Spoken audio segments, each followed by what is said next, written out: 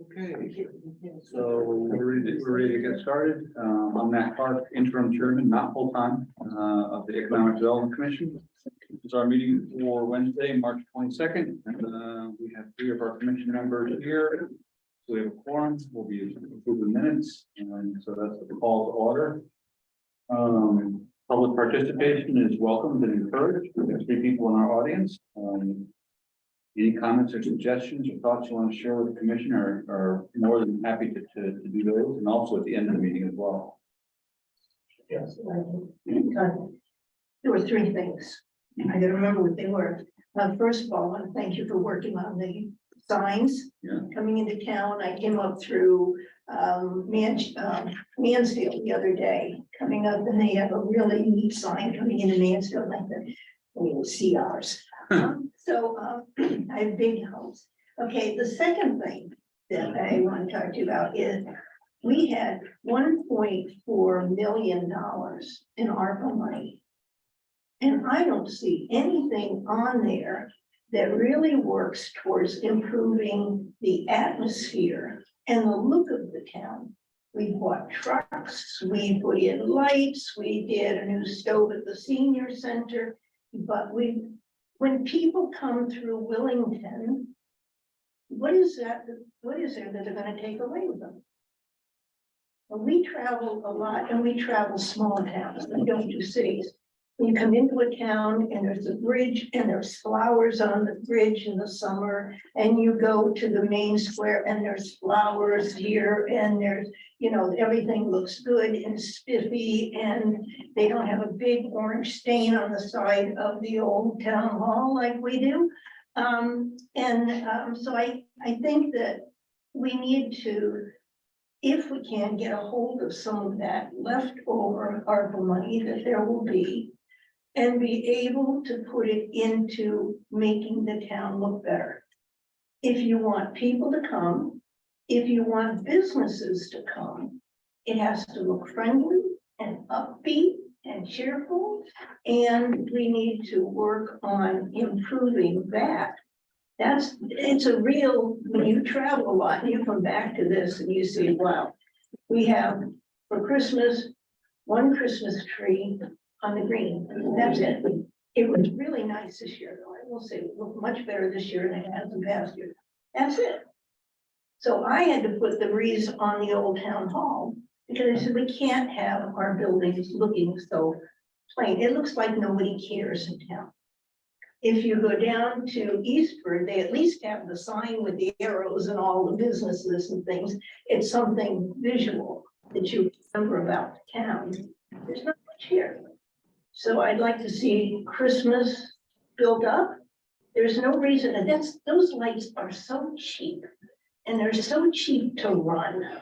You know, it's like they get all the electricity. There's not that much electricity, and you can put them on a timer, you know, and run them until midnight and turn them off or something like that. You don't have to run them all the time. I mean, you can do around that. There are a lot of things. We can buy 10,000 bulbs for spring, and then next fall plant bulbs all over the place, and next spring have a very colorful town. We can run contests. Excuse me, I had surgery this morning and it's bleeding now, or weeping. So there are things that we can do that aren't totally expensive and totally aren't too hard to do. And so I don't recommend putting a whole lot of money into, just keep on dumping money into it. We can go into a team program and hire teams at minimum wage for a short-term summer job. And they can water flowers. They can take care of those things, and it wouldn't be that expensive to do. And it would be manageable, or we might make it a Boy Scout project. It might be creating flower beds or something like that, like the Girl Scouts have done. So there are things we can do that are cheaper, but we want people to remember the town when they leave. And when they're looking at 6 or 7 towns that they're going to put their new business in, we want it to be here. We want it to be memorable and not say, what about that town like? So that's the second thing. Third thing is the library is doing something about the atmosphere. We turn 100 this year. And so we decided we're going to have a celebration. We have 3 activities planned that are townwide activities. The first thing we're doing is we're having a potluck dinner dance at the firehouse down the road, and on April 22nd. And there's like 85 tickets available. Got a band. Bring your own beer or wine if you want it. We've got a couple gals at the senior center that are gonna decorate to the hilt. I don't know, they're going wild over there. And so I'm hoping that people of all walks of life will be there. I have purposely not gone to the Democrats and invited them, or the Republicans and invited them, because everybody's invited regardless of your affiliation. Okay. So trying to make it nonpartisan. The second thing we have is on June 17th, there's going to be a family picnic and games at the rec park. And that's still in the works, so we're looking for ideas and people that want to do things and contribute. And as far as we've gotten is everybody brings their lunch, they bring a blanket or the chairs they want to. There will be games for all ages and ice cream for the kids at the end. So that's what we planned. And then the third one will be in October, and that will be the formal, you know, come open house, come look at the library. The Historical Society is getting involved in that, although I haven't really pushed it too hard with them recently. And that will be for everybody to see old pictures of the library and the town and stuff. So that's what we've got planned. And the goal is that we have events in town that have no politicizing to them, no economic arguments to them, just everybody go and have a good time. And that's what we need. And so anyway, so that's what we're up against. And I wanted to tell you that and hope that we can get you on board with some of this and on board with some of the other activities or needs of the town for beautifying the town, or let's say improving the atmosphere. I don't know how to put it, but anyways. Have a good time. Pardon? Have a good time. We need to. Okay. We've been through the COVID. That was very difficult. We the warehouse routine. That did galvanize a lot of interest in the town though. And now we're going through the school, you know, and then there will be elections coming up. We need to just have it. Thank you very much. How about over here, anything? No, okay, appreciate that. Thank you. You've got some people on Just want to, the dates for April 22nd, June 17th, and then October was to be. determined. October, we haven't set a date yet. We're just looking at October.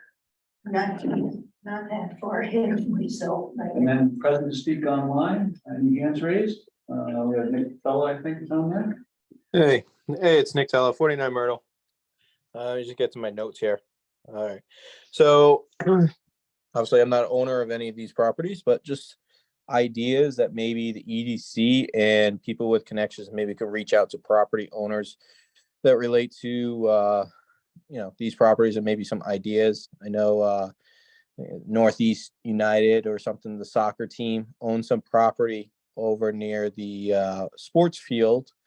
And I hear rumors that they potentially have interest in developing that property into a soccer development down the road. I don't know how far and such, but I think there's an opportunity to capitalize on that for, benefit them and the town in trying to develop something that's similar to maybe what Star Hill has going on in Tallinn, and bring in maybe a facility with some maybe a gym use, maybe some sports bar, not the sports bar, but the drinks, they go get refreshments after the games and such. I think there's opportunity there, and maybe some members can reach out and establish a relationship, business relationship, to see where that can go. Another thing is, and I think it's been discussed before, but potentially a commuter rail. I mean, this is getting the state involved and such. I don't see, I'm surprised Mansfield hasn't hopped on this opportunity with UConn right there. There's a huge asset with the rail and getting a commuter rail in town. That's not like a massive development you see in Boston and stuff like that, but something maybe I think maybe South Kingstown or North Kingstown, Rhode Island has something small, and maybe look into that and seeing how we can bring some kind of development to bring a commuter rail to town for the kids and businesses, but UConn students to hop in and out and put some small shops along that. The last thing that I have is, we don't know where this referendum's going. I'm cautiously optimistic, but just in case, it does pass, I think that EDC should be having some dialogue with the Hall Foundation to see what potentially future uses could come from a business standpoint. Maybe business or maybe senior housing. I don't know what kind, but to maybe, have that dialogue to see where we could go in helping them, so it doesn't just get tossed aside and abandoned. Those are 3 things I had, and thank you. Thank you. Thank you. Anyone else online? Okay. Next item on our agenda is approval of minutes. You have. I looked at this. Anyone else? I mean, we can postpone, but anybody have any comments on minutes? It's from the 21st through the October 20th. Mike? You should have the February, the date is wrong on the agenda. It should be for the February 21st meeting, which is it was held jointly with PZC. There was not enough for there to be a quorum, but because there were 2 members, still provided minutes. That should be what you have. Yeah, I have 21st minutes from the 21st. There's the special meeting or ahead of that, right? I thought John did a good job summarizing those meetings. I have no objections. I don't have any objection. I don't either. Okay, all in favor of approving the minutes, say aye. I Aye. Opposed, nay. Ayes have it, approved. Commission, business, strategic planning, project scope. So I did something on this. Yeah, go ahead. Yeah. It's very good. And we just did that. You have to make a motion that we approve the minutes. Somebody second. Oh, all right. You do. Well, we can do it again. Yeah, do it. All right, so I'll make a motion to approve the minutes. Who makes a motion? I second that. All right, second. And now we take the vote. All right, It's a, sorry. You do remind me if I mess up. yeah. again. Well, I did make a motion and I followed. Oh, did you? I didn't hear it. I'm sorry. All those in favor say aye. I. Nay, no, it's unanimous. Don't pretend. So I did Don't put that in there. this, I did this right here, talking about the strategic planning project. And John was good enough to put together this summary to present to ARPA. And they approved a budget of, I think it was $40,000. It's confusing. I'm not sure if it's 40 or 60. Request was 60. Yeah, and they approved 40. Okay. Are all these funds gone or are they still open? Oh, the ARPA funds? It's fluid. They haven't, because projects are constantly being closed. So as projects are closed, like with the BRIG grant, we return funds. So all of the funds have not been spent. And then as projects get closed, those funds get returned. That would mean that it would behoove us to get an RFQ together quickly, so that we can then understand. Well, these have been allocated. Yeah, I know, but what I'm saying is, it would be a good idea for us to get an RFQ together quickly, get it out for comment and thoughts. And if we're under budget, we can go back and say, hey, this isn't gonna work for us. Are they planning to open it up again? I wasn't. Getting that person have another. Just back up, I'm a little confused. You had mentioned 1.4 million. I was under the opinion we received 1.7 million. Of which 300,000 went to brick. Yeah, well, the total was 1.7. It came in two different disbursements, if you will. It was 1.73 or something like that. And We ended up what, 240? Or Well, 220? 300 was allocated, around 240 was spent, 60 was returned. And then the second request that you submitted was for 60, they approved 40. At the time that it was approved, and I don't know the exact status, the total requests were larger than the amount of funds available. So they're trying to whittle down all the projects to just not necessarily, want to unnecessarily cut something, was the thinking behind it. But to your point about the RFQ, John is working on it and expects to have the scopes done for you guys in April. So we should be able to get it out. What is your, I'm sorry, I know RFP, I don't know RFQ. Request for quotation. Okay, well, I have a question about, well, when we get to that, are we at that point of the agenda? All right, so. Whenever it's time to come. So this is what Don put together. We approved this at one of our meetings. You know, I thought this was really good and well done. I just took some notes and put them on the next page. So if we look at, you know, the purpose of this is to invest some of the town of Willington's ARPA funds in hiring a consultant to help us. And the rest of our boards and commissions in coming up with a broad consensus about the potential business development for Willington, what the market is like, what we see as the potential, what the cost will be for added infrastructure for that business development, and what a desirable mix of development is for our town. So it's actually outreach and understanding that from a broad array of different places or sources.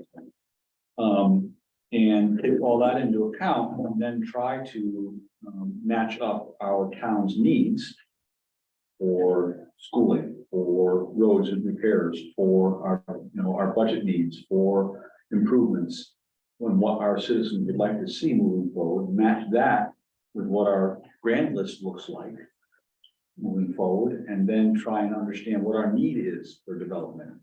So instead of just simply taking these things as they go along, someone mentioned that they want to move a big, factory building. I don't know, to Willington. Well, does that fit with what we want? We have no idea because no one's ever talked about it. Does that fit with what our needs are? We don't know because no one's ever talked about it. Is that enough money for us? What are our needs for development in town in order to meet what our future demands are? So this is an attempt to do that. I think it's a good idea. We talked about it as a group at one of our meetings. So I took some notes here. I want to discuss it with the rest of the commission about what you think about this. So I had some data requests here that we can feed into this process. And we don't need to go into detail. Think about this, read it when you get home. These are your data requests? And these are things that we should think about. We can add, we can talk about it, we can delete, whatever we want to do is approve. So those are some data requests. So that's things like analysis of our mill rate. What's the trend? What do we need? What's happened? What do we think is going to happen in the future? And then comparisons to surrounding towns and to analogs, towns like Willington, rural, small towns. And then a table, then we also want to look at services provided by Willington and surrounding towns and analog towns. How do we do? How do we compare? Are we doing more services, less services? What do they offer that we don't? That kind of thing. And it'll just be a table. Here's what it is. Then an historical analysis of grand list growth. And then separating out residential and commercial. So we understand what's happening in the past and what we think is going to happen in the future in terms of grand list growth. And then spending growth. So from a budget perspective, what does that look like? What's our trend line look like? I think that would be helpful, as we go through this process. And then, also, you know, I think we would want to, reach out to other groups in town, other boards and commissions, to get their input on this process. And I'm sure the consultant will help facilitate that. But we would be looking at, you know, doing stakeholder interviews, if you will. So this would be members of our board taking a preset list of questions and topics that we want to discuss to the Board of Finance, to the Board of Selectmen, to the, you know, accounting, our accountant, CIP is another example, and you know, getting their input on these issues. We also want to talk to zoning. We want to talk to citizens and business leaders, about what their thoughts are. And then hopefully we can take that back and start to understand what it all means. And that will help inform our strategic development plan. And then I had some RFP parameters, which we can go over in detail, but if you can just take a look at those between this meeting and the next one, that would be helpful. And Mike, if you could share this with John. Yeah. See what his input is, you can contact me or whatever. So, and by the way, you know, I think, I'll give you guys my email too. So if you ever want to provide input or anything, email me, you know, that'd be great. Does that make sense? I wanted to share this beforehand, but I apologize. I wasn't able to do it. I wrote it today. It's the same email that we have in the chain, right, of emails? Yeah. Between all of us, okay. One of I've the, got okay, go ahead. a lot of stuff to say about it, so I don't know if you want to say. I just know that one of the things John had mentioned was, and we had kind of talked about this when the funding went from 60 to 40, is that once we figure out the scope, it may be beneficial to break it into separate scopes and almost put them out separately, because you may not get a consultant that can do all of the stuff. Someone that does a financial analysis might not be interested in leading certain engagement. So if we individualize the scope and allow people to bid on one or all, then you may end up with people that are much more focused on the specific information you're interested in, and not, you know, losing them because they're not going to do one part of what you're trying to accomplish if it's sort of varied. So that was something we had talked about, trying to make sure we cast a wide net. Is there anyone in the outlying towns that have done this?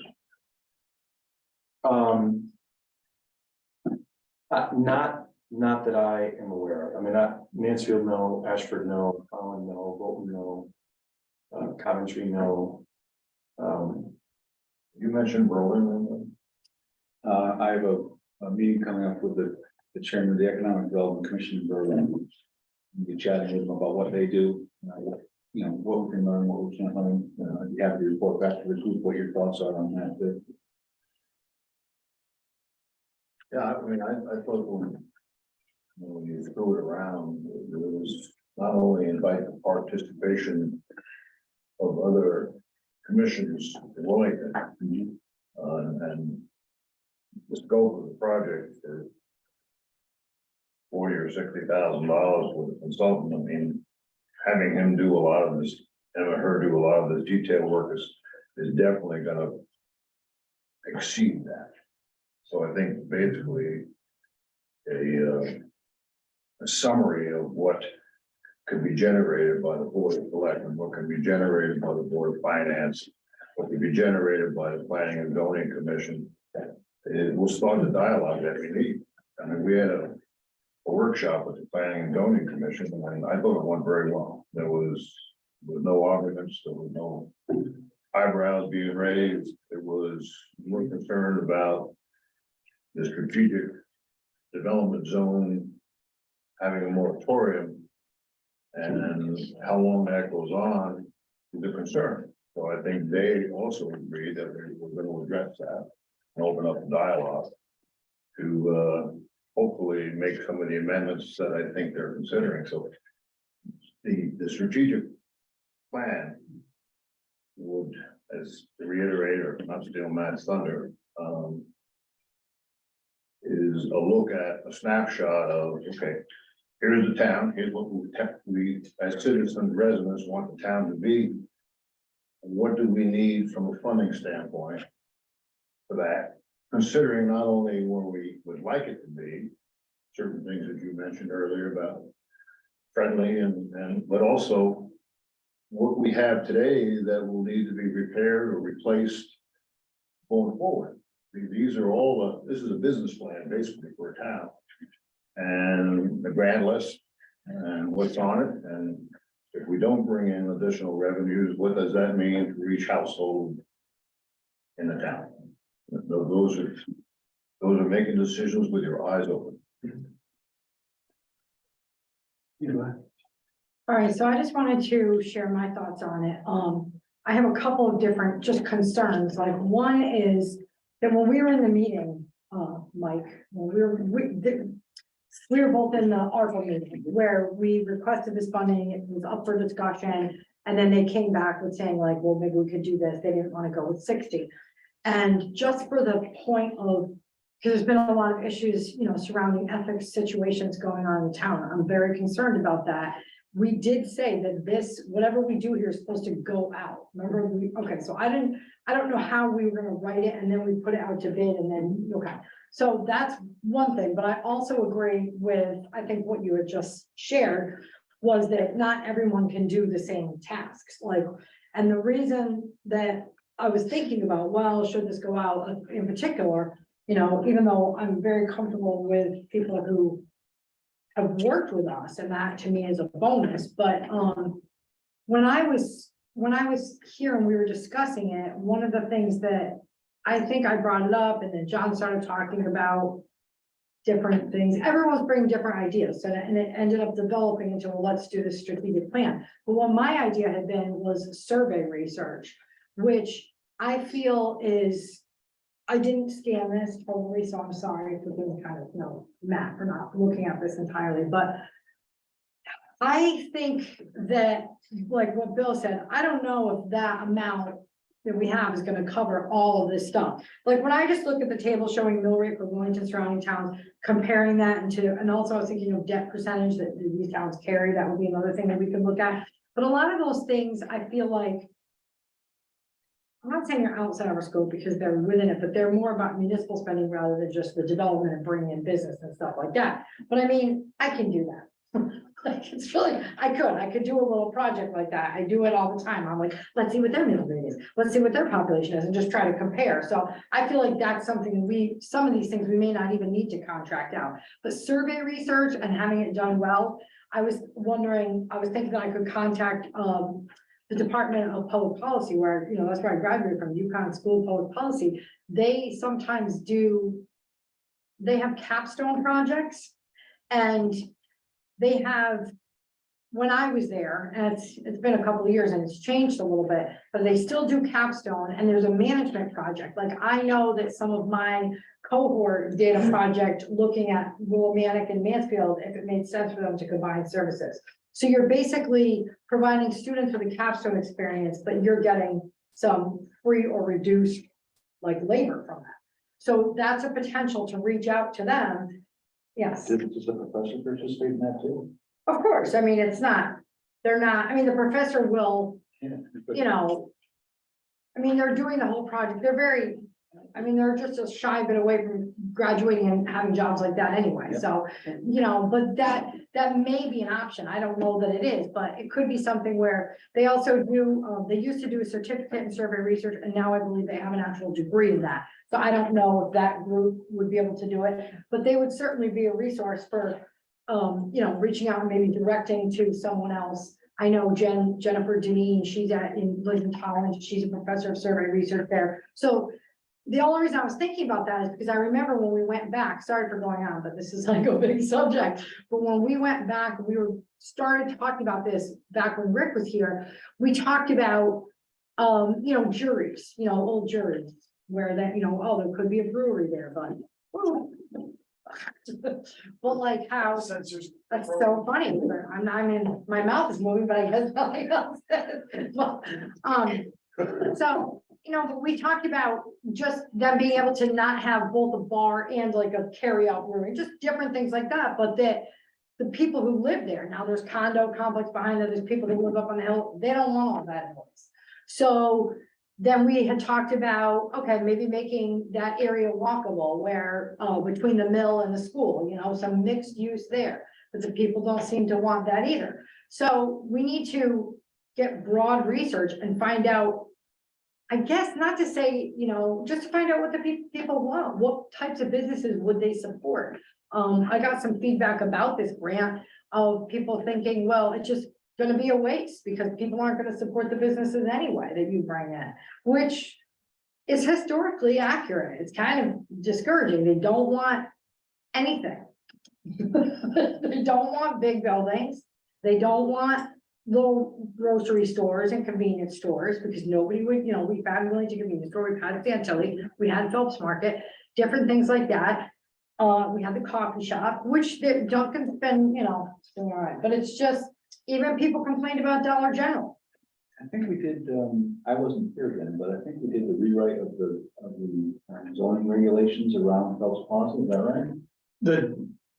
Well, the P and Z, we did a rewrite of the DC zone, which is Phelps, but then we also started with the EDC, which went to P and Z, South Willington Village rewrite to facilitate flexibility in use of the existing buildings and basically make it very complicated to demolish those buildings and rebuild.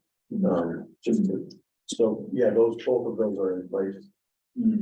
But when some of the things that you were bringing up, talking about, you know, let's find out where development would be. I feel like, I don't remember which department did it, but remember, you know, 2 years ago when we put out the thing, talking about the 3 development zones that, and you we're all here. You were here. But, no, but we talked about the 3 development zones, right? I can't even remember. One is the village, one is over where West FedEx Willington, is. South Willington. And then the other one is like the corridor where Duncan is, right? Yeah, so those are like the 3, we already have those areas identified. We need to figure out what types of businesses. I guess I was thinking about the South Willington Village. Because the other areas already have some kind of place, you know, business structure in place where businesses could move in. But maybe getting also in that survey research, just in general, what they want to support. Now, I used to be all like, miss small business, like, yeah, let's have all these small businesses, but, you know, I was just reading some comments recently that they're just not gonna bring in enough revenue. Maybe it was your comments, Bill, who knows? But they're just not gonna bring in enough revenue. And and then my final comment about what's gone on so far is all this stuff talking about, let's get cooperation with them and stuff like that. I just don't know if that should be the scope of this particular thing. That's all. I feel like this folks should be focused on what kind of businesses do people want so that they would support, and then we could, once we identify that, then later we could come up with strategies. We can to attract those. Now, it's all feasibility. And the feasibility is a small business survive in a town of 6,000 people, 2,300 households. Right.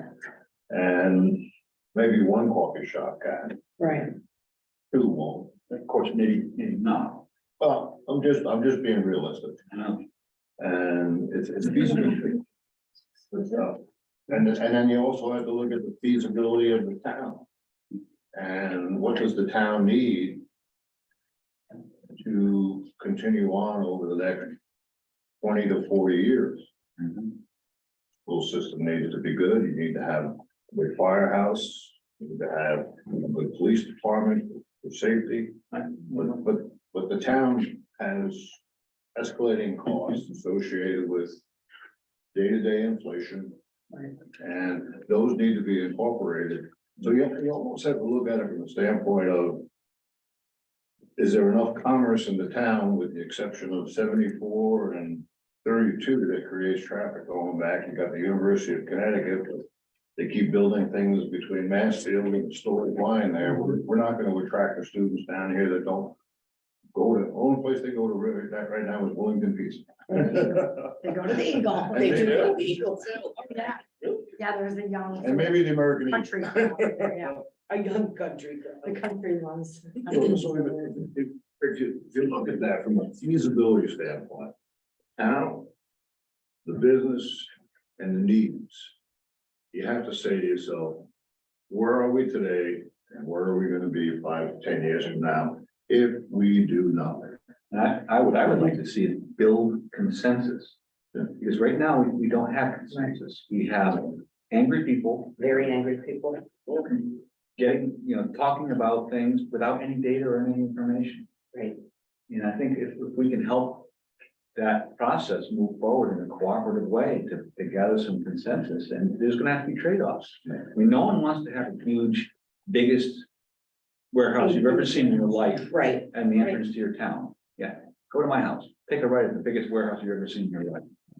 No one wants that. But on the other hand, what do we need? How many of them? Right.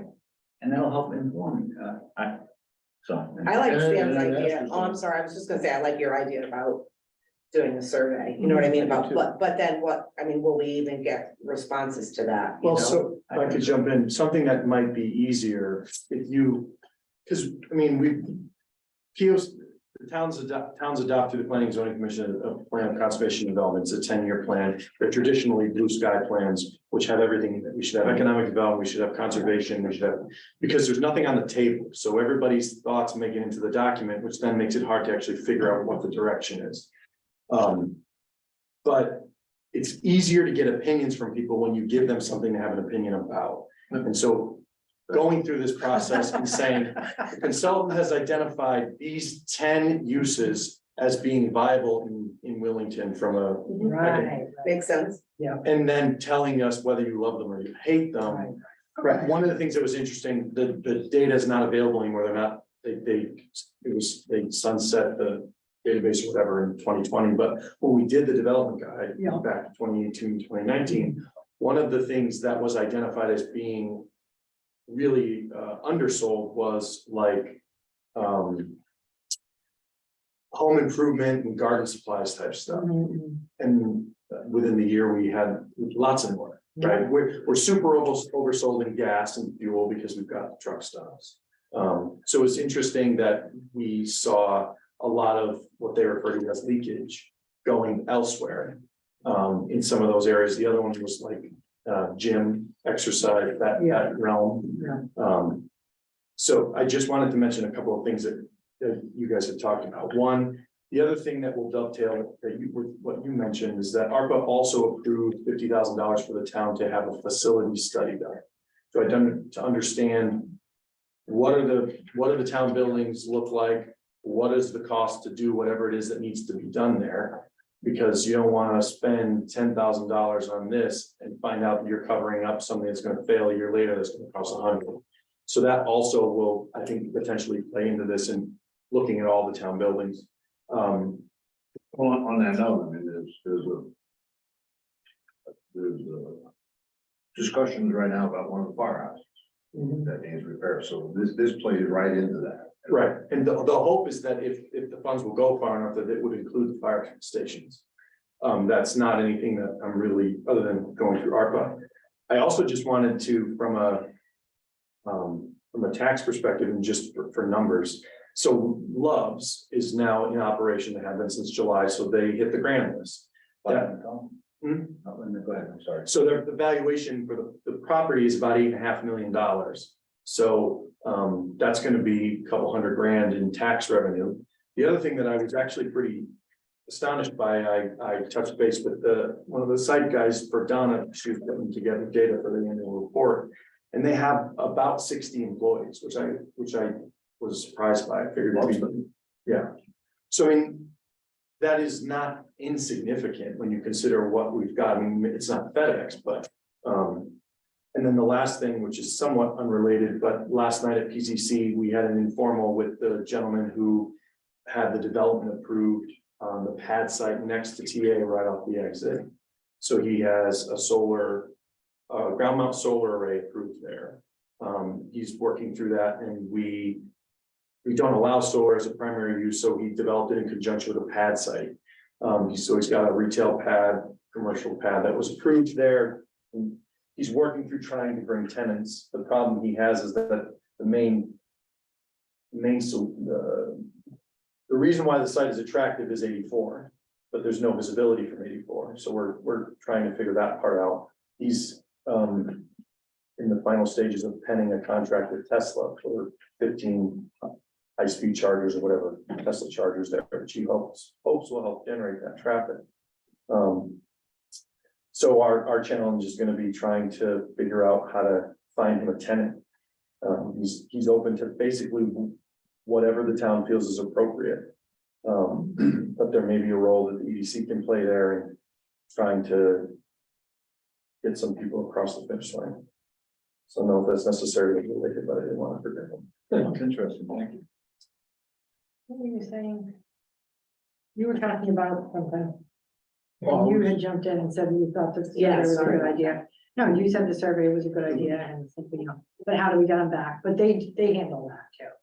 With the survey research, they have methods. I was just concerned that we wouldn't get a lot of response from those. Well, they usually do like a minor reward or try to, you know, Gotcha. just give a bunch of different reminders, or they have methods. It's like a, you know, in survey research, they have these different psychological methods to try to get responses. They do. They do, and they'll employ those as well.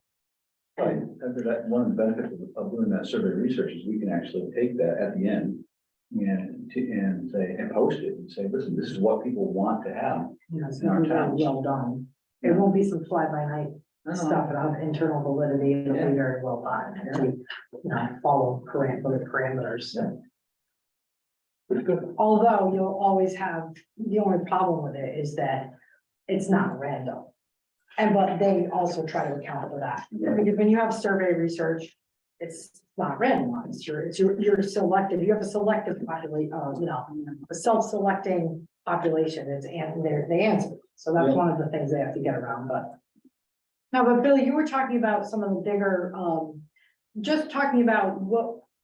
Well, then, and that's when you had jumped in and talked about the 10 choices. So what we were talking about was, what do people want? And like, obviously, they don't want this huge building, but they have to be made aware somehow that if we do not get a larger, you know, Something. yeah, a large business or something like that, it's gonna be like, I always just try to equate it to like a household. If I was struggling, I could get one decent chunk of second job, or I could work 5 or 6 side hustles and be losing my mind. That's kind of where I feel like, you know, the town would be if we had all of these little small businesses that weren't really sustainable and trying to take piecemeal. It would be not, I mean, that's my vision too. And I heard what you were talking about when I was coming in about visuals and having community. And to me, those things are tied together. If we had a walkable, you know, that's why I joined, you know, I was like, let's make Willington Village walkable and put some cute little antique shops in there and we'll be good to go. But, you know, some tea, like a Capperlands kind of thing. And no, it's just so hard to get the cooperation. That project is still going forward. I know we have. Sidewalks. Yeah. But That's not off the turning- table. but having that stuff be, Just wanna make- but having mixed use be in that environment, people don't really want that, they don't want tea on their, you know, their neighbor to be, you know, that would be like me having my neighbor across the street having a restaurant, and sometimes they don't want that for themselves, they don't.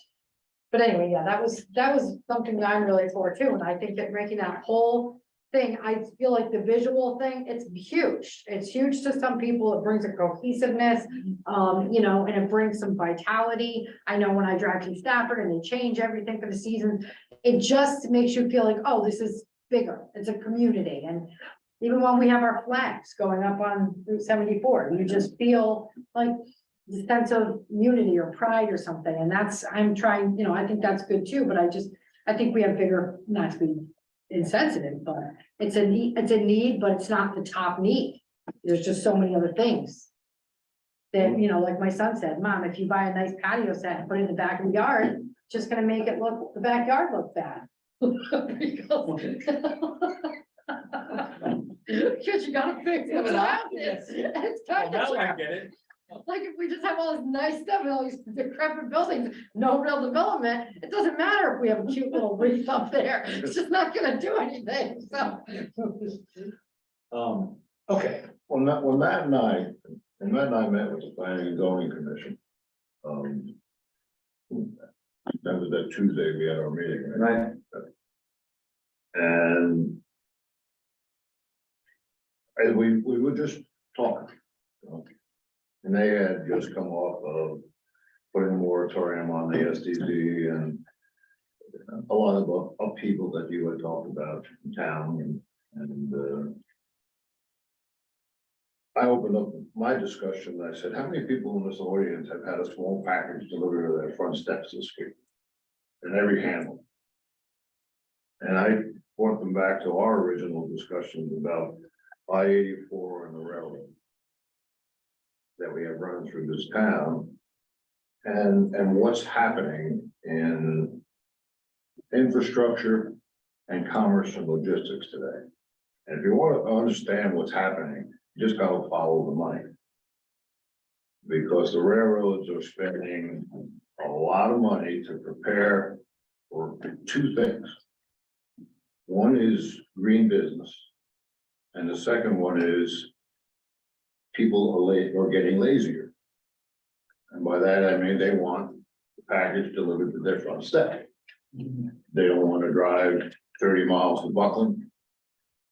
I went down and bought a pair of sneakers the other day because I'm old fashioned and I was sitting in the Buckland parking lot at 2 o'clock in the afternoon. And it was empty. So you have to follow those trends. I'm originally from New York. So that tax revenue that used to come from those malls and all those towns, I'm sorry to interrupt. No, that's the That used point. to come from those malls is now closing. And they're not gonna have that tax revenue. That tax, those businesses are being supplanted by the distribution in logistics. And we are on Route 84. That's why that developer And we're wanted on, to come in and buy 1.45 million square feet of warehouse. and we're on a railroad siding or whatever. It's a railroad. Yeah, thanks, I appreciate it. So. It's a big railroad. Yeah, we may not want the biggest warehouse you've ever seen in your life, you know, on our exit ramp. But is there other things that we could be doing and what would those look like? So And to support your. If you go down Route 1 in New Jersey. Every red light. Jersey girl. Staten Island boy. Every red light that was a strip mall. Yeah. From Newark all the way down to Trenton, New Jersey. And you say to yourself, how do these people stay in business? Yeah. Well, they had population growing up. I mean, everything south of exit 9 on the Jersey Turnpike. When I was a child, it was a forest farm or a farm, believe it or not. And now that's all been replaced by houses and strip malls. And now all those strip malls are empty. So go back to where, remember, green and lazy. So if we do our survey and people say, I want another Willington pizza, or I want. You know, it's not gonna survive. If it's, unless it's in a particular kind of karate shop or, you know, those type of things. So we've got to look at this thing from the standpoint of friends. And we gotta look at the standpoint, from the standpoint of the town needs. So I think if we concentrate our plan on why this town might be interested in being a kickoff point for logistics or whatever. Again, not putting up a monster warehouse, and that was what's happening now. I'm in logistics, I've been in logistics for 45 years, just so you understand. Some of the J.C. Penney put up that huge facility down there in Manchester, which is now owned by Stop and Shop, Or by Winston, isn't Ag USA. They own Stop and Shop, they own Lion King, it? and That's Winston, the developer was Winston. that's right. So if you look at that and say, all right, what's gonna happen to the Buckland Mall? Someone can come up with a use of this real estate. For all these businesses that are changing over. They should do. They- Tiny homes. But we gotta from that standpoint, feasibility and trends. No. And of course, what the town wants. So if you go and do a survey, No, I think if we do a survey, we also have to say, this is where the town will be in 5 to 10 years. And it could mean this for the grand list, and it could mean that for the grand list. What's wrong with that? That's making a decision with your eyes open. And that's what I want to speak to, is that all of this is like really great, all that's great feedback. I think you had said that kind of in a different way, by saying that we could have a starting point of like 10 options. The people, but we would kind of come up with what those options would be, I think this, based on information of what the he's talking analysis about. is gonna Yeah. come up with that. Right, Because well, people giving you an opinion on whether or not they would support a gym is great, but if the market won't bring a gym, Right. having opinions about a gym, I can't, right. we So can't there do needs to anything. be like a time step thing, like some things have to get done first. But I also think that, you know, when you're working with people who are really good at creating this type of research, but there's a name for it, but like, you know, when they target it, they could say, given this scenario, so give these different scenarios that you're talking about, which can also, I mean, I think it would like reduce people responding because it would actually require them to think about it, you know, a little bit more. But I think you could give 2 scenarios, say that we've come up with based on the data, based on the information of what would be feasible, what is, because I wrote here, like what people may want may not match what the industries of the future are. I mean, it just may not match what is actually feasible. So we'd have to come up with some and then put out these different scenarios, I guess, you know? So I do survey research, that's what I do. Oh, really? Yeah. Okay, We could do conjoint, we can actually do different scenarios, right, and then they have to pick one. And Yes. take it all conjointly together and Right. come up with a mix of exactly what people will support and what others. yes. But you have to have probably a large N for that, right? Like, that's what I'm thinking. 300? If you have 4, 300, yeah. 300 is fine. Yeah. There's 2,300 households. That's probably what, plus or minus 4.5. well, yeah. So you would be giving, with the 4 different scenarios would be in one research, or you would just give them to different households and then pull? No, you Like can- give this you put it scenario all to this together. household? You put it all together. Oh, okay. And then you have, here's a list. You know, what's your propensity to like, Yeah. what's your rating of that one? Here's a list, what's your rating of that one? And wait a minute, we're getting into the weeds, but. Right, And then, I like the the weeds. program, I don't know, and the program takes it all into consideration, says, here's your optimal configuration. right, That works. right. So, but I was Well, originally thinking that, yeah, we would just go out and ask first, but now I do think, yeah, we're gonna have to do a preliminary research first. Yeah. Find, you know, write that, go with that, I'll put that out. Who's gonna Okay. do that and then do the next step, then we shouldn't spend all the money on first. That. Agreed. Yeah, I think, let's close out that part of our meeting. Is that okay? I mean, so let's summarize. What are we doing? We're looking at match lists and being ready to talk about that next time. Yeah, Mike, and John is gonna be coming with some kind of an outline for an RFQ. That we can insert into this. Probably scopes, and then from there, if that makes sense. we can Okay. Lead it into that. Got it.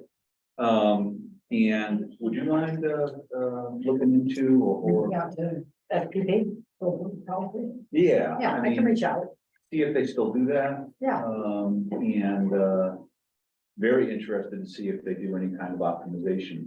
okay, sure. Optimization research, discrete choice, conjoint, that kind of thing. That'd be awesome. Okay, on to the next item. Hey, Matt, Yeah. Go ahead. Ralph Tillis here.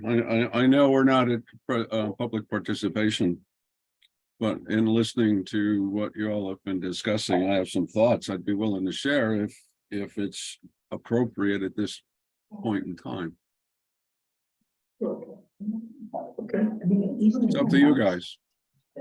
He wants to participate. Is that okay with you? I think it's Oh, fine. sure. Go ahead, Ralph.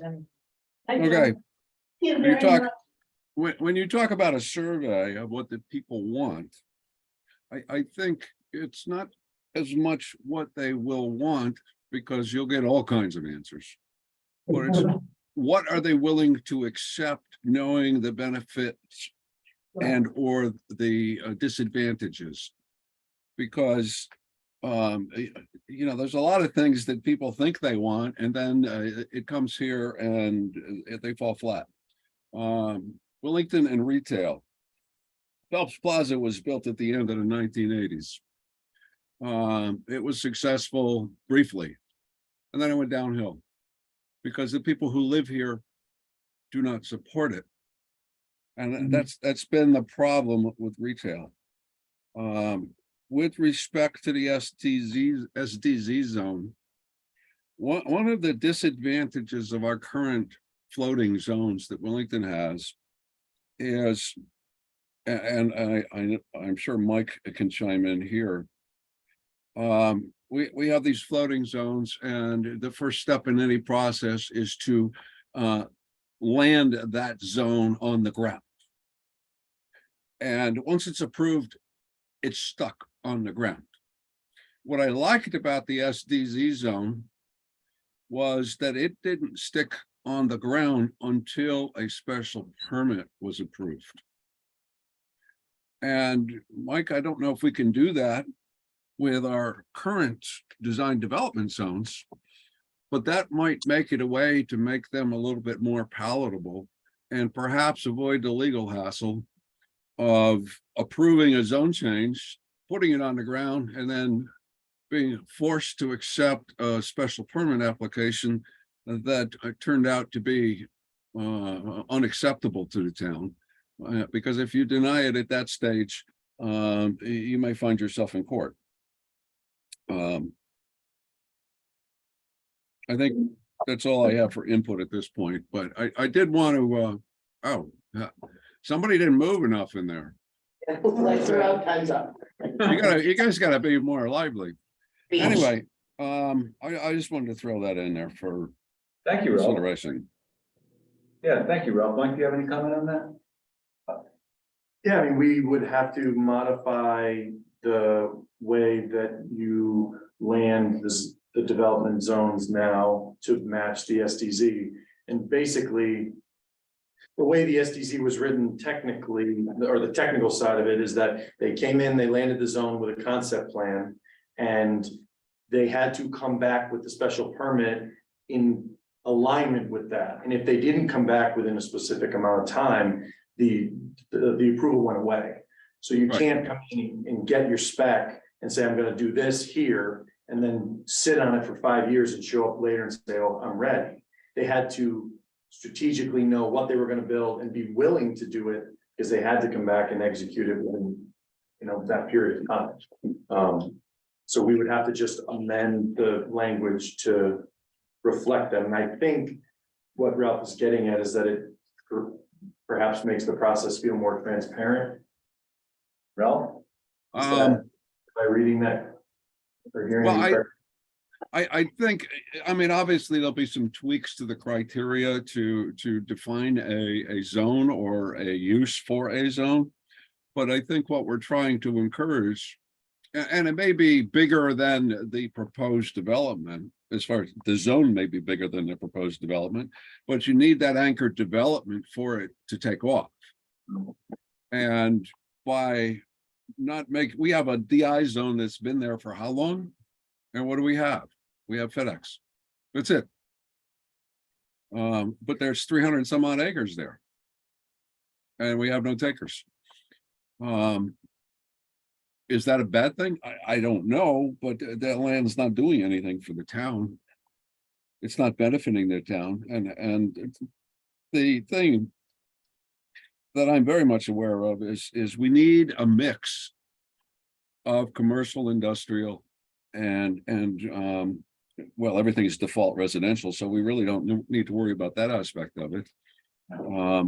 But it's the commercial, it's the business, it's the industrial that helps provide the revenue for the town, so that we can do all these other nice things that people want but don't want to pay for. Yeah. No. Yeah. We have this monumental debt that we might be facing, depending on the outcome next Tuesday. And it's going to come out of the residents' pocket more than it is anything else. Yeah, okay, thank you. Okay, I'll shut up then. Oh, no, it's okay. Public participation is encouraged. I understand you didn't have a second one on your agenda, though. Okay, Cal, I'm coming, honey. Have that on the Yeah, agenda it was the right there. second thing. Yeah. Maybe you didn't have the We agenda. met at the back. Met at the back. At the back end? Yeah. Oh, okay. So, okay, let's move on to, welcome to Willington signage. Our friend in the audience left was so excited about it. And I think the next step, correct me if I'm wrong, I don't recall, to tell you the truth. I did a survey on it. I reported that out. And, it was nowhere near what you're talking about, but it was a small thing. We got through 34 responses, I think. And I was one of them. I Yeah. actually voted. Did you guys like put in what you? Yes. No. Where was this? It was, I don't know, it was a month, 2 months ago, 3 months ago. Where did it go out? Yeah, but wasn't It it was like a Facebook? Wasn't it a on the Facebook town, survey? Yeah, through Facebook, it went Yeah. online, it went out to the website. Yeah. That's weird though. I mean, I literally am a manager. I don't even get the notifications for the page. You have to go into it. Looking at the wrong stuff. Yeah, what are you looking at? It's all the algorithms. I can't help you there.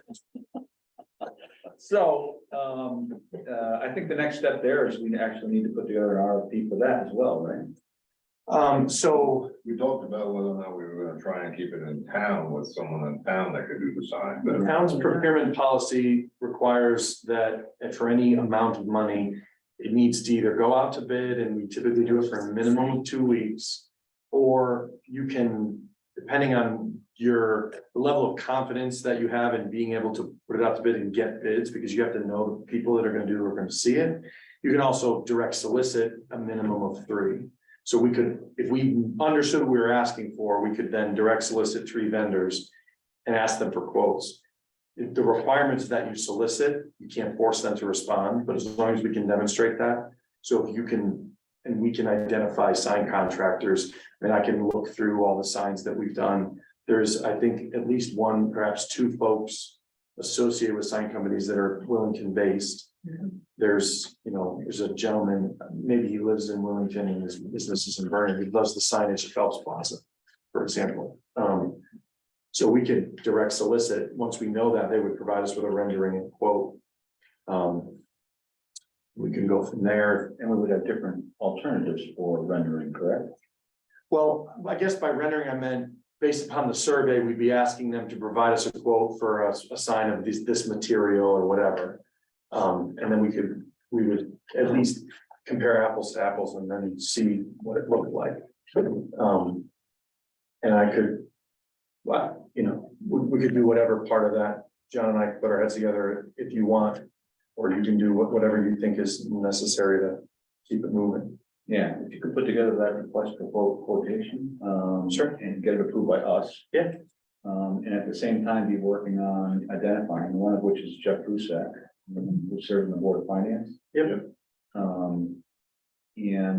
There's another one, I think, in Willimantic. It's a fairly large company that I talked to. I apologize, I don't remember the name. It's the only one in Willimantic. I used to be a guy working with game cards. Really? Yeah. Okay. We'll A put, friend of mine stuff. we'll put the sort of the basis for the quote requests together. Are you guys ready? Where's the funding coming from for the signs? It's in the budget. Oh, okay. So from the 23? Yep. Oh, okay. So that additional that we're not paying for consulting is going to the signage? No. I'm already budgeted for it, and we had decided at one point to go 1 per year. And so our goal is to get 1 up and done this year. What we might be able to do, and might save some money, is if the budget if a consistent budget is approved for the next fiscal year, if we bid it out now, we could basically, we'd have the money from June and then July, it clicks over the next fiscal year. You could basically contract for 2 and just pay basically in 2 installments, but we'd get twice that. And a lot of times if they're making it together, depending on how the sign's constructed, you may save some costs. Also, yeah, you spread the design costs over 2 instead of 1, and you want to pay a lot less for the first sign. And yeah, I don't want to offer it up, but I don't know, depending on where it would be, it may be something that Public Works can install. So we wouldn't necessarily have to pay for labor. I'm not gonna offer Troy up, but I can be persuasive if I need to. Good. That might save some funds. Good, good. Can we have something to approve by next meeting? Yeah. All right, good. Anybody else on the signage issue? I think this nice lady had her hand up. Oh, go ahead. Well, I was gonna question, there was discussion about trying to use a Willington vendor, and you mentioned somebody in Vernon, and you mentioned somebody in Willimantic, so I don't. I'm a little lost. The other thing was, just sort of fleetingly mentioned is design, and I don't know if the commission has any idea for what they're kind of looking for, or they're looking for It would show a up. creative thing, or just, you're in Wellington now. That would be, work. that would be. That's good. That's what we have now. But that's, Is you're in Willington now. I mean, yeah, it sounds like that's where we're driving anyway. 17, whatever it was. 18 miles, 20 minutes to It's Hartford. messy. Yeah. It's all in the state of Connecticut. Exactly. Apparently that's based on your GPS. I didn't know that. Oh, it is, yeah. If you have a design- Whatever. You don't Yeah. have a design No, it's not. And driving is something we would approve. yet? But I mean, if we want something really, distinctive and, if we want to pay for design, or we just sort of want something functional. I mean, I think It's supposed to be wood, right? that's gonna make a huge difference in price. I'm Okay. we settled on the artwork and what we want to Oh, sell. I think what we. Or a competition of some sort. Yeah, you need a graphic designer to do that. Historical play was discussed and. Yeah, I think what we were thinking a lot, I was thinking about anyway, what do you, I don't know what the rest of you think, is that should be one of the items, submit with your proposal and your cost estimate. Something for us to look at. I mean, you gotta give them kind of a loose idea, even a graphic designer, they wanna know what your mood is, so they can, like, Yeah. like, what kind of font do you want? Do you want it like, serif, sans serif? Do you want it to be, that's really important, because that's the branding of our town. Right, exactly. Is gonna be the branding, like, are we gonna Do be? you want that to come from you, or do you want that? Our town, I have ideas about the branding of our town, but Mhm. I'm gonna ask my son, Quinn's good at graphic design. What are your ideas about the branding of our town? Well, I mean, my ideas are that we're just a solid town. I don't know how to explain it. We don't want anything like too flowery, No,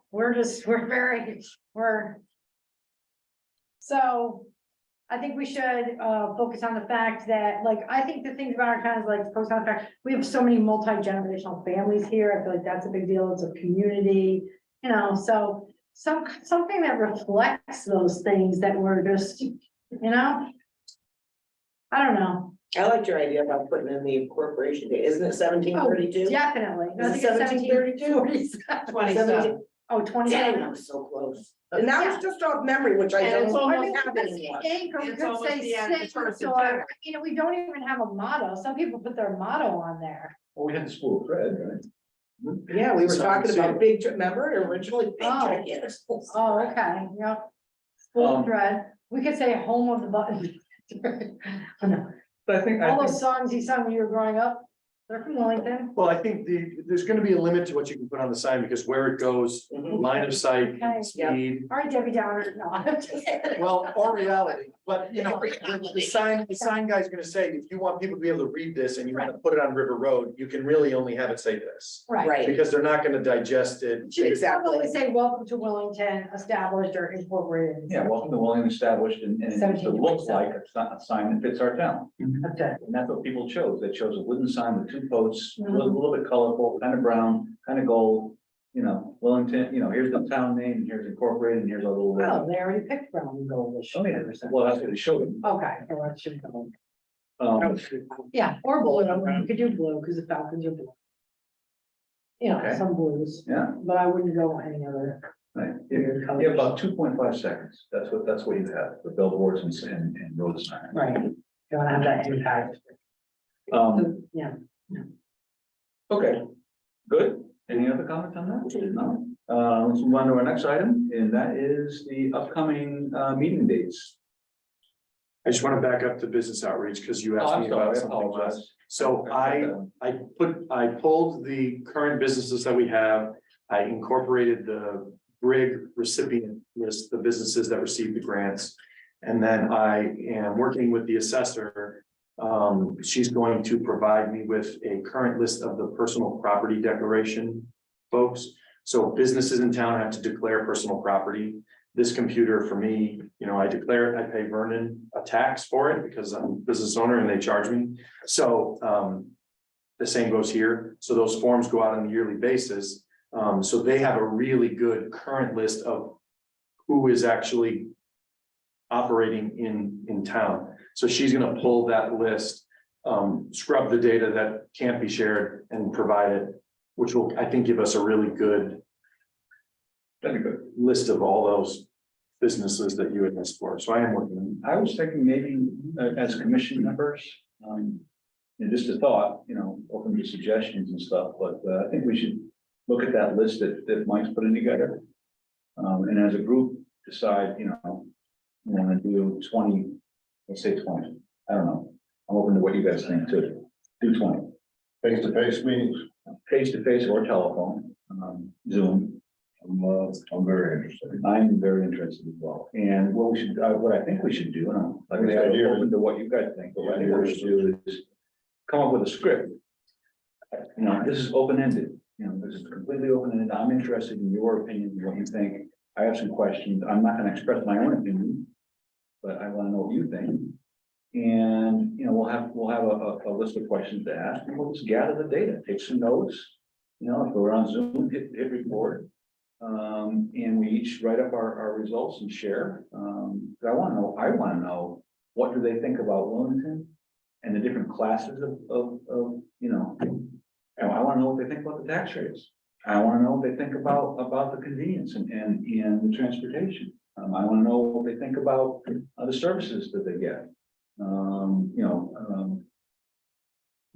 Those kind of things. We'll serve two needs.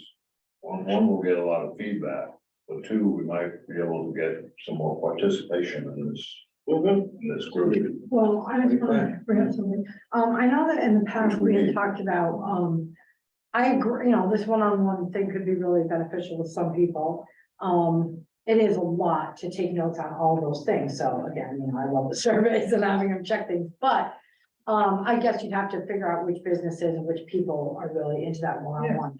But, okay, well, there's a couple things. Number one, with that list, we've got to generate the list. We've got to get on the website. I just wanted to make a note that someone told me the website is not working. Okay, so.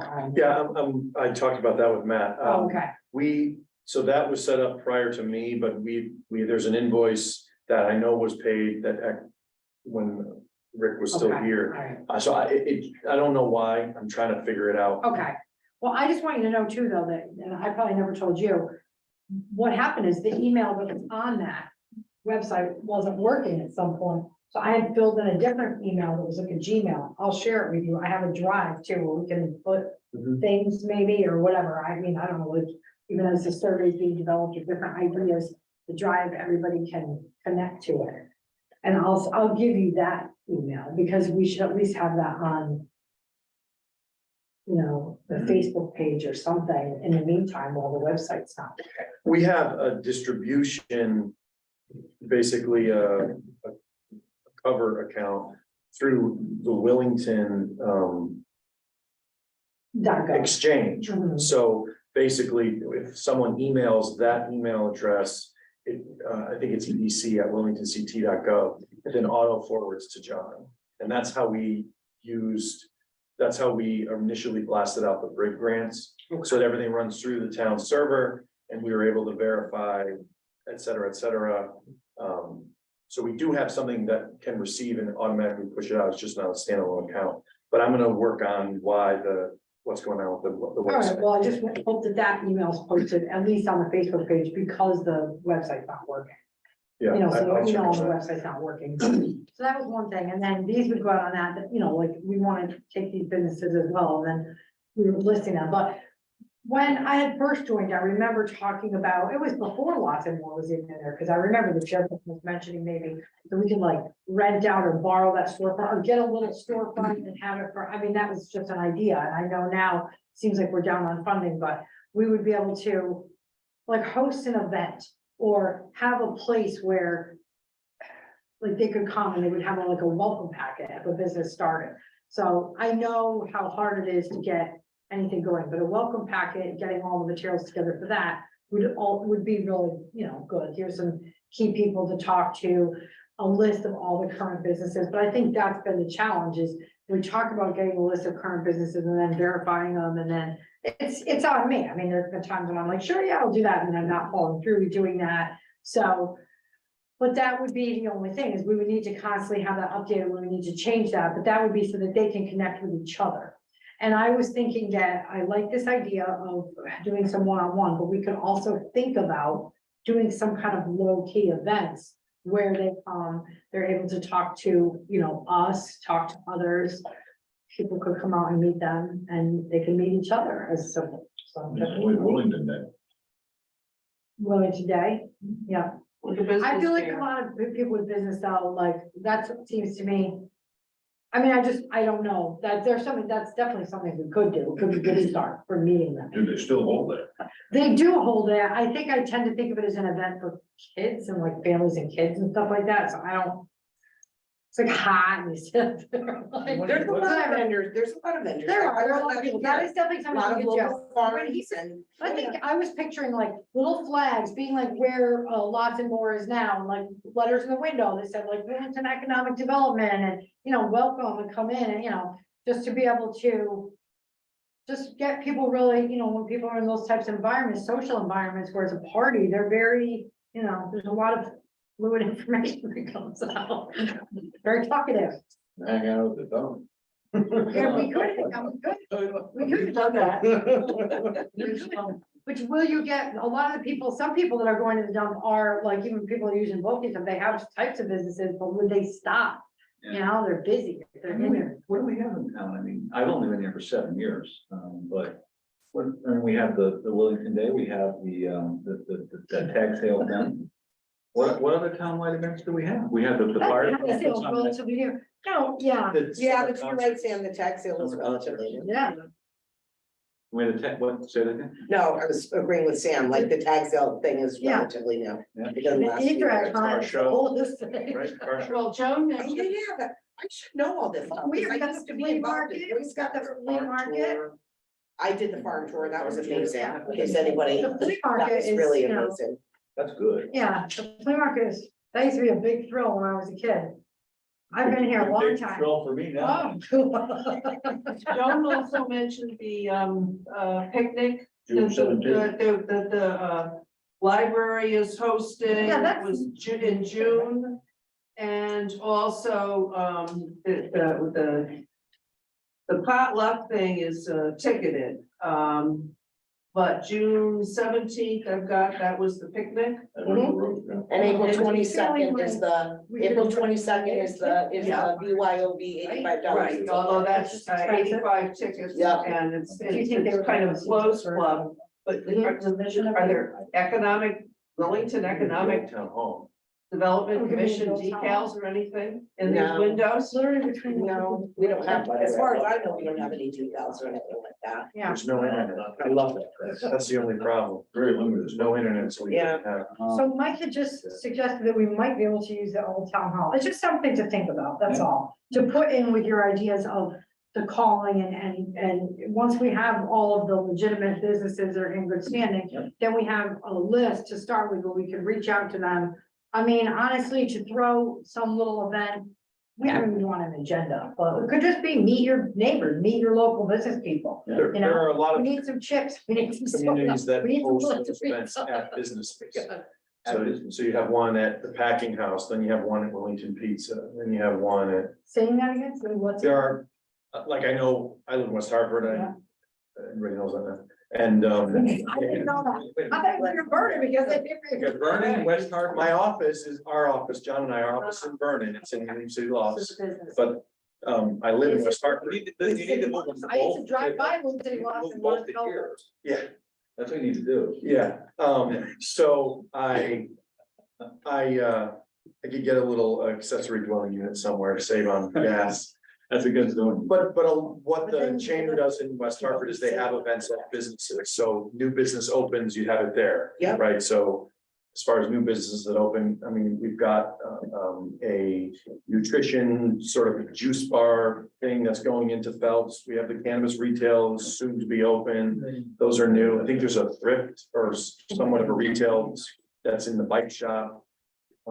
Those are somewhat These new. are exciting. I mean, I wasn't really super into the cannabis, but along with the juicing, that's how we're gonna get some Yukon dollars. Yeah, I mean, the important thing is that the plaza is filled, right? So people go there for one reason, but maybe they stop at another place. Exactly. And That does bring people, except that their area might be flooded, but. there's a lot of work still going into the mill. They got that $1 million grant from SHPO. That's moving forward. And a lot of that is to facilitate reuse and make use of the building easier. One of the things that SHPO has talked about is could they get a cafe in there of some kind? Problem they're going into is they don't have access to water. So there's a lot of stuff that's in the mix. It just takes a little bit of time, but Right. there's places that we could have some of these events if we didn't want to have them in the same spot. We could showcase Right, businesses. okay. The Ashford Business Showcase, which we had planned to attend but canceled because of COVID. I haven't heard anything that they plan to. Yeah, Do towns still have welcome wagon? welcome wagon. Yeah. I'm not sure what that is. Fathers. Yeah, back in the day, they used to. I've never known of a welcome wagon here, no. That's a joke. Is it when they open? No, it's like when someone moves. They come to your, and they talk to you and, you know. Introduce all, like, here's yourself where you and can all get this, and- Oh. yeah, but see, that's pre-internet. Yeah, I'm not sure. I was gonna say, that's a Facebook thing now, Okay, because so if you're part of the internet. This is a part of the Willington Friends group, and you're an addict like me, you Right. can't stay off base crack, that's what I call it. That's, no, really, Matt, though, that's what that's for, right, Sam? Like, people will reach out and say, I'm new in town, can somebody recommend a dentist? Can somebody recommend? right, Like, that's what, she's right, that was like all pre, okay. probably internet, and that's what Facebook kind of. And those individual groups, like the Willington Friends. Yeah. There's a specific page for that, and Good. so people reach out and ask I'm questions. dating myself. Well, I Oh, think no, you're not. people going to your door, but I still think the welcome packet and stuff like that, it could be a digital packet. Mhm. But I still think there's people who have value in that, and that is one of the Digital packet. characteristics of our town, I believe, is that, yes, some people say we don't come into the century that we're in, but, you know, it's what makes us special. I think that's an awesome idea. A digital packet that we could put together. A digital welcome packet of like, Here's where everything is. Yeah. Here's all the resources, Mhm. and we know when people move in, don't we? Do we have housing permit? No, we don't. Do we ever know? well, I'm not, They have lists. I wasn't talking about human We beings. know when like sales residents. occur because the sales are filed with the town clerk and the assessor. But there's lists, you can buy list sources, you can buy lists of people recently moved. And we could buy that. No, you can Yeah, just, no. can't you just find, it gets published in the paper when it's all sales and stuff like that. Yeah, so my you dad can look used on to the do that. assessor records and Yeah. stuff too, like what. But when I was referring to it, I was talking about Businesses, businesses. right, not people. Onboarding a business into like, here's some resources for you, we can help you with this. But because maybe people don't want the printing and they don't wanna have this paper around that just gets shuffled. Present it both ways, presented digitally as well, that's what I meant. So I think when you were talking about the welcome wagon, that's what you were talking about, maybe a welcome wagon for business. But the showcase is an opportunity for those businesses, not for them to get to know each other, as I'm talking about, like a very inexpensive free-for-all, basically. But a showcase would be, when we're renting a place, giving them an opportunity to have a table, you know, maybe they could put a small fee up and talk about their business with people. So we'd have to I have like them that a idea. raffle or something just to draw for the consumer to come in. I like that idea, Mm. and showcasing different businesses, I like Yes. that idea. Yeah. But do that, those types of things, if they'd be amenable to that and they think that's a good idea, could be gained through those conversations. You know, would that be something they'd be interested in? Okay, so for business outreach, for this item anyway, and what we talked about, I'll come up with an outline for discussion. Like a script. Like a script. Respond with the recipients of the grant. Yeah, that'd be a great idea. Let's look at the list you put together, and then we'll choose.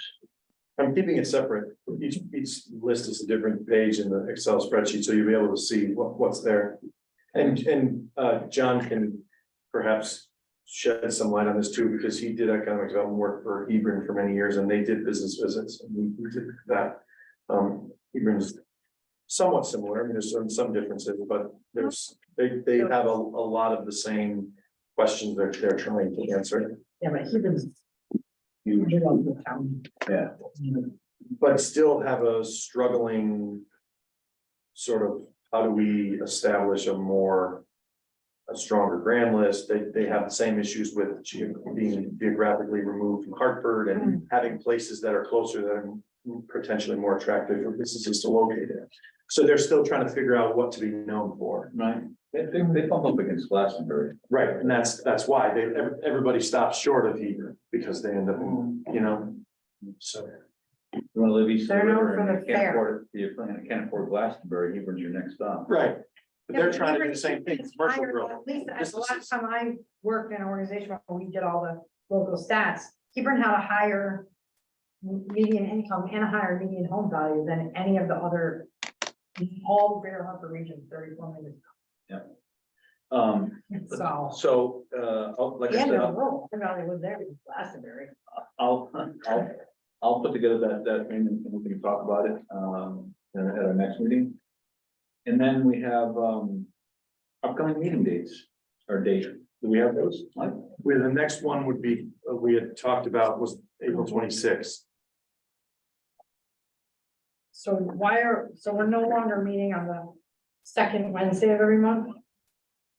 Well, I pushed it out based upon looking at what was on the calendar, and there was some other previous discussion about who was around when and where, so Oh. we had set March, April, May Yeah, to try to make sure that we had that. all right. April 26th? I'm at the beach. And then May 24th, right? That was May the other one we 26th had and then May talked about. 24th. Where are you going to? Outer Banks. Oh, nice. They got it It's on in my there. bucket list. Me too. Where do you go? Which island? Hatteras Island. Is that like the first big one? No, it's all the way down the end, right before the. Is it past Oakbrook or before Oakbrook? It's before. Oh, okay. You can't make. My 26th? daughter went to. I'll do Oakbrook Zoom. once. You'll do Zoom? I'll do Zoom. Oh, All right, that's so nice. 26 is good, what's the one after that one? 24th of May, and that's the one you said you. Wife's graduating. Mhm. My wife's graduating that. You don't want to miss that. What is it? What of May? 24th. Is that Yukon or? No, she's, I don't know when it's on. That's great. I don't know why, anyway, this is on public, so Yeah. forget it. All right, no, it's okay. So May 24th, are we doing that date or we're not doing that date? That's the date that's on it, yeah. Even though he can't make it? I mean, it's fine. We can move, it's up to you guys, we could have. We move can, it, we'll sure. still have a quorum, as long as No, all it's three fine, of us fine. come. And we could also reevaluate in Well, I April. gotta make sure I can come, but yeah, okay. We'll do that. It's kind of hard for me to plan that far in advance. I'm really Carry on without me. Not that stable. If I haven't had a nervous breakdown by then. Oh, sorry, we're going public. That's right. Sorry. Okay, and, reports correspondence. I don't have anything else, John didn't have anything else beyond the things we've talked about. Okay. All right. Any other items you want to talk about? Based on.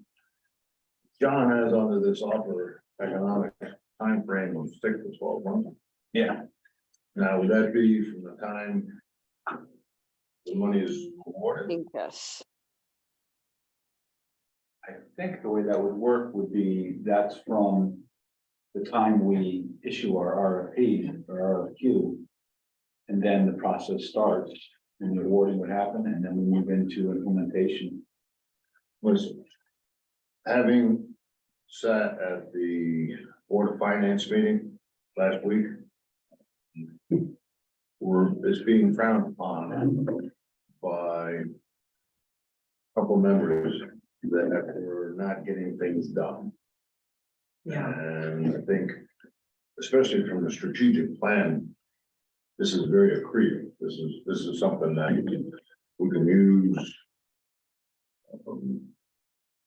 with regards to what our goal is or what our mission is. And I'd like to, when we hear John in our next meeting, is take your bullet here Yeah, and start assigning certain responsibilities for people who have their hand up that, all right, I'll take this, I'll take that, because I really want to be involved in the conversations with the Board of Finance. Simply because I think, well, I'm not saying I want to do it, but I really believe that we need to, in order to address that we're not moving along at a good speed, and we got a commissioner name, and we got other participants that gotta come in, but at the same time, we got some tasks that we want to get done. Once we start the clock running, I think it would be a good idea if we started finding a divide and conquer, that's it. Well, I think that's fine, and I understand. I mean, I thought the same thing. I was like, well, you know, I get it, because I'm you know, I would look, where could I cut the budget? Like, what's the return on investment on this, you know? Like, I was there. I mean, I saw that. I was at the Board of Finance meeting on Zoom. So I saw him be critical.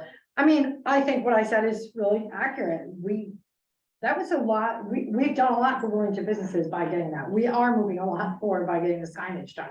The idea that we're even gonna be able to formulate this strategic plan, it's a big job. I mean, you know, especially to target it and make sure that we're not just Well, I don't think 6 to 12 rambling ahead. months is reasonable. I don't think 6 to 12 months is feasible. Oh, I I didn't think- see I that. think I'm it's sorry, I longer didn't see than that that. part. No, and I think, but the one thing that we had talked about right at the beginning is because when we were in the meeting, whatever we do, whoever we do contract out, we can't just make the assumption that I don't know how to pronounce. I don't want to say the business that you want. Tai Chi. Oh, Tai Chi. I always want to say Tai Chi. Sing it. It's not Tai Chi. You're wrong. Yeah. Tai Chi is like this thing. So it's Tai Chi. Anyway, so, you know, but the thing is that while they're helping with all this part, if we can't assign that, we cannot use that money and assign it without going through the process. So it's gonna take longer. We have to decide what we want, put it out, have them, answer the request Review bids. and award the review it. Contract. It can't just because, and as far as like us taking stuff, I don't mind looking up these tables and stuff like that, but I'm not part of the budget. I'm not getting, none of us is getting paid, so it's like. I think that was his way of just having shady criticism for that. Sorry, I said shady, It's okay. but you know what I'm saying, like, it was just a way to criticize, I think. Not, I mean, we hadn't met and that's true, but it was, I feel like it was a way to criticize that we consult with them. Because ultimately, a lot of that budget is getting forwarded to them. And he's got a huge issue with that, clearly. Well, I'm not even going, Yeah, no, but I'm just saying, so the thing is that, but what we have to determine, and I was curious about that, but like, I think that was like, out of 20,000, maybe that's 15. I don't know how we do it. Do we do it by the meeting? Do we do it by billable hours? I mean, I have no idea actually how that funding, I wasn't a part of that and deciding that. So, I mean, I feel like as long as we can respond to that criticism with, this is how it's being spent. And honestly, nothing would be getting done without contracting these things out. Nothing would be, like, very, very little would be getting done. Because, you know, the website being designed, the paper being done, we all had an idea about Greg. We didn't have a name, we didn't have all the process, we didn't write the thing to get the request, we didn't write the other thing to get the request, yeah, so, I mean, that is worth the cost that it was, and it was worth it to have an extra $15,000, even if it was just to navigate 230,000 to Willington businesses.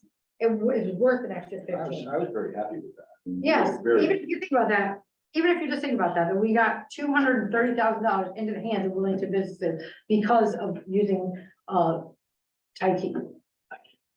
So, and that's worth 15,000. Okay, so we're at the end of our agenda. Yes. And if we can put, present to speak again at the end of these agendas, that'd be good. Anybody present to speak? Go ahead.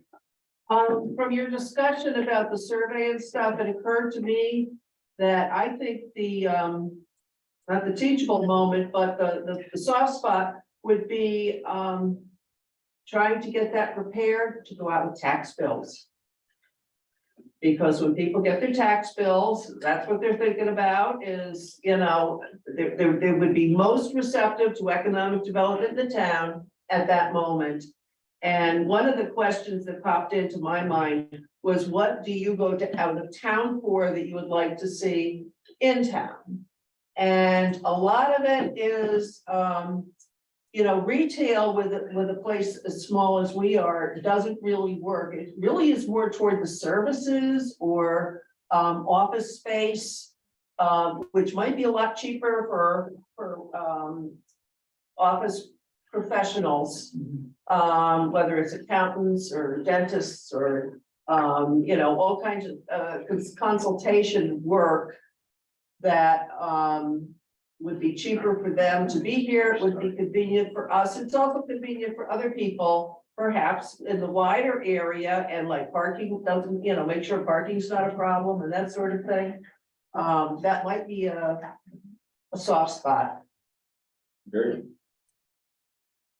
All right. I got quite a list going, so bear with me. I'm not looking at you, making look down my phone. All right, so first things first, I'm privileged to work with a wide diversity of group of individuals in age, ranging from 18 to 60 when they about ready to punch out. People who have families are looking to live somewhere where things are convenient, and above all, they have a school with good scores, they have a full-time fire department and police. That is something that is routinely comes up.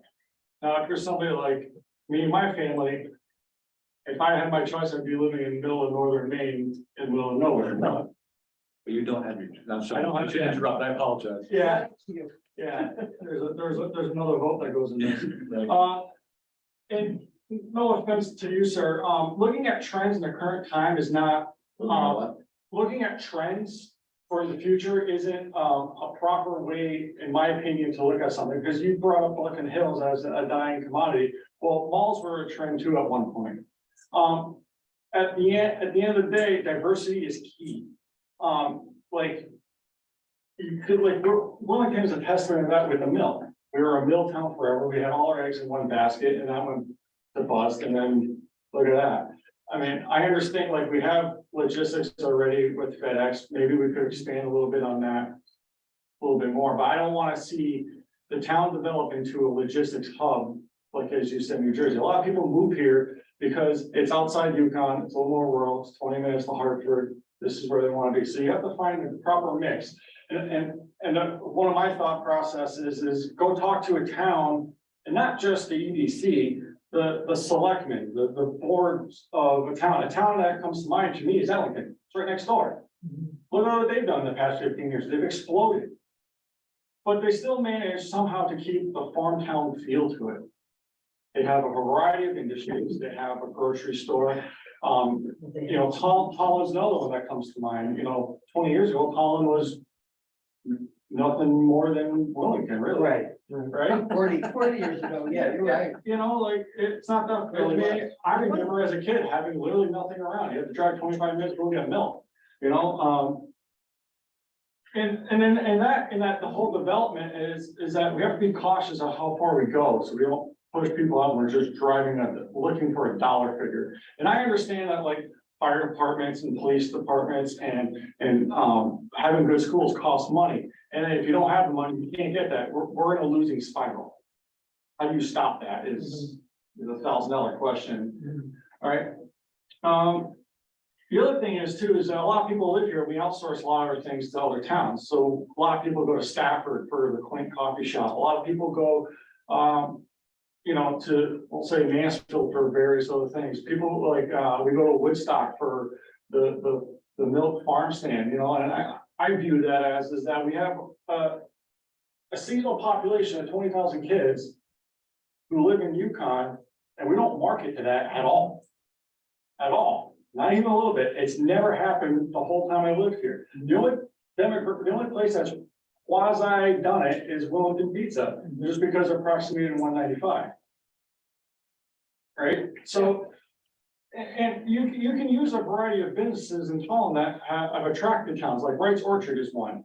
What is, like, they have college kids all the time. He doesn't like it, but it brings in revenue, so he charges them a fee and they go walk around his orchard and this, that, and the other thing. And the thing is that we have to find a way to do it that makes us unique, that puts us on the map.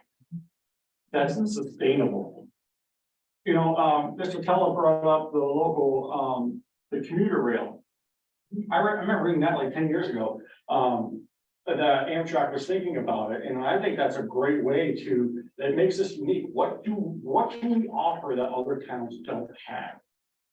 Can we, I mean, it's way bigger. You got to work at Amtrak, and that's a government agency, and it's gonna be a disaster to begin with. I understand that, but the point is to have the target where you're aiming.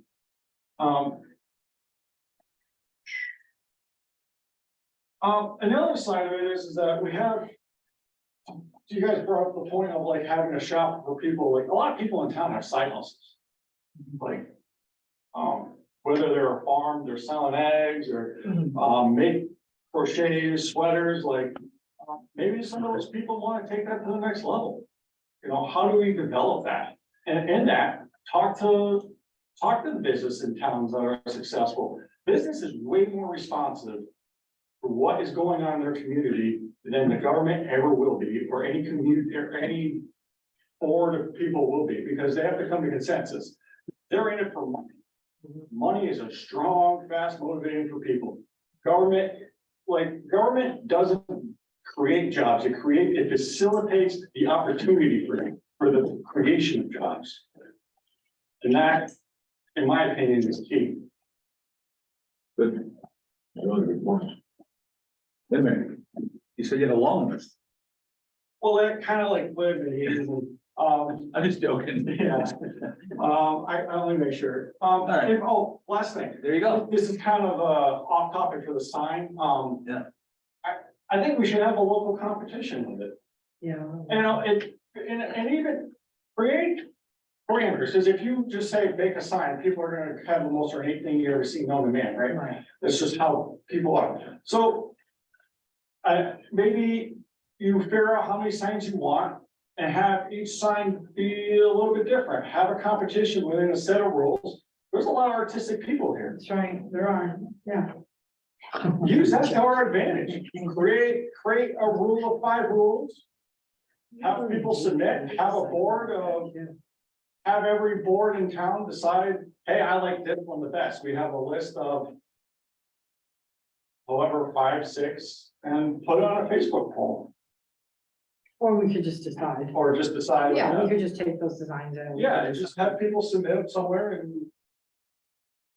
It's just a thought. You know what, I believe strongly in that, because it's like in your own home, you know, I make things and whatnot for my house, and then I was reading about like artisans and, you know, craftsmen, people who make things, right? Like if you make a quilt and you look at it, that's a piece of you, it's ownership. Every single time you pass it around, oh, that's mine, oh, I made that, and it like speaks an experience to you. And like, if we engage the community, they'll remember that, like, that'll be something that will bring pride to the community and to the person who designed it. I don't know, I mean, it's like, I don't know anyone that can design signs. I mean, they have professionals who design signs. I don't know, I mean. Well, they could just, yeah, I know what you're saying. I It's know. like- Oh, because they do like the font, the carving or whatever, like, Yeah, they build them Yes. and everything. So- I was going through my list and forgot one piece, so I apologize. So the other thing is too, is that like, why don't we try to it goes into the whole diversity of industry, right? Why don't we try to attract things that like contractors that Yukon needs, i.e. HVAC contractors, like electrical distribution, like electrical wholesalers is a prime example. They use medium-sized, medium building for their storage. Yukon's got to go there. The landscapers, they're stationed out of Windsor Locks. How much fuel do they use to drive to the stores? like, maybe offer them, maybe create so that they can come here, they're saving money with that. UConn's got landscapers coming for winter lots? Yeah. Are you kidding me? No. They probably put that.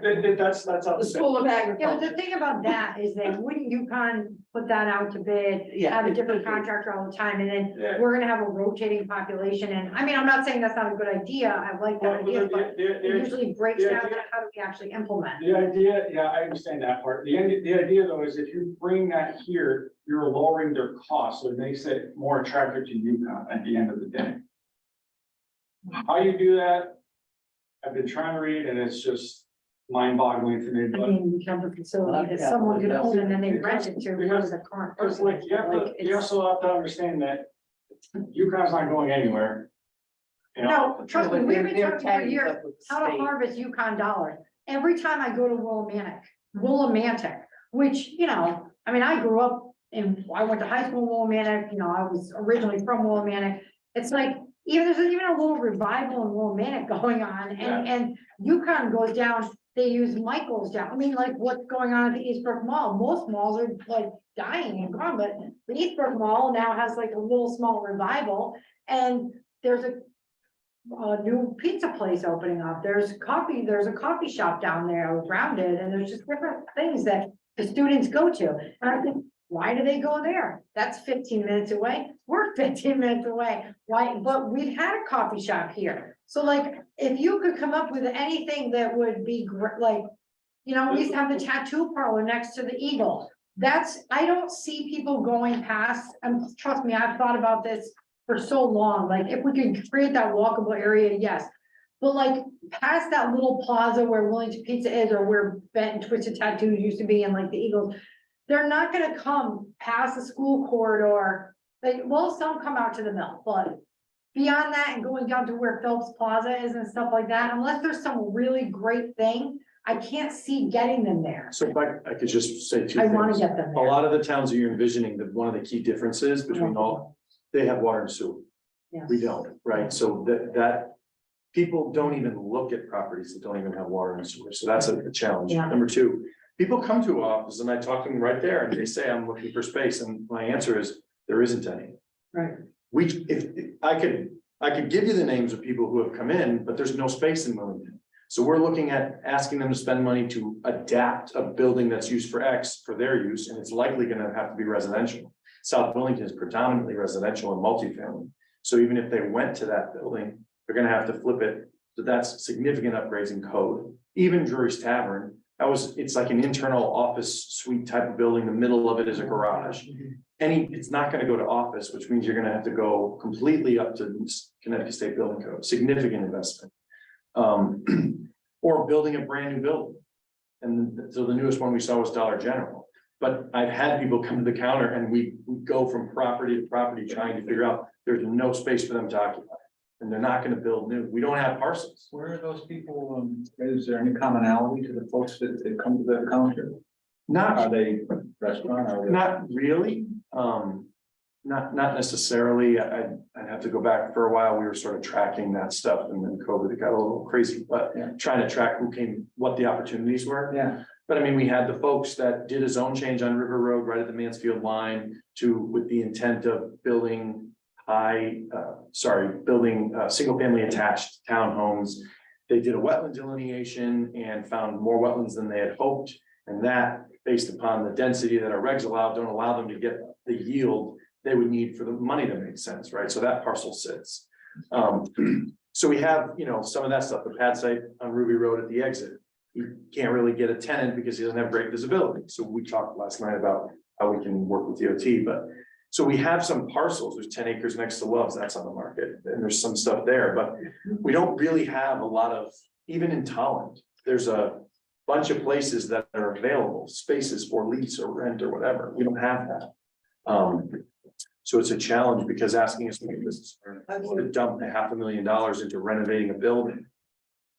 Well, that's good feedback. The other piece of feedback that I wanted to give was with Ellington. Ellington has, well, at least from when I've been there, I'll be like, oh, I wanna go look at a countertop. I'll be driving out in the middle of like, I feel like I'm in a movie where it's just like land and, you know what I mean? They just have all this space and then they have like a building out there where, So. you get what I mean? Like, we Yeah, don't have so the- anywhere that's so the- like that. So the idea is that, So they're able to support with, those things are hidden where nobody can see it. We wanna put something big here that will bring in money and nobody wants it because it's not gonna be hidden in the middle of nowhere. It's gonna be in somebody's backyard. so, because Ellington comes to mind to me because it's a mix.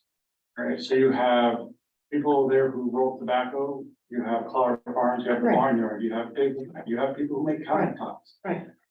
It's a, you have to, people have to understand that if you're doing that, people don't want giant building. Right. But like, if you were to go have, like, I'll just throw this out there, it's probably gonna be wildly unpopular, but where the warehouse is gonna be, what if you made like the old Manchester type of old industrial park with, small little businesses like a leased flooring type of size building out there and have that kind of stuff. Propose that out there, like you're still keeping trees, you're still keeping the land to the contour for the most part, but yet you're on a main road, you're next to the highway, you're able to market, and that's the biggest problem I've ever seen here, is that people always complain that businesses aren't successful here, but nobody ever markets themselves outside of this town. That is the biggest problem I've ever seen, that people complain about things failing, like the shop that was, where the bike shop is. I didn't know it was open for 6 months. No idea. I drive by it every day. Like, that's the biggest problem is, businesses just think that they can open a business and people are just gonna show up. You have to know it's there.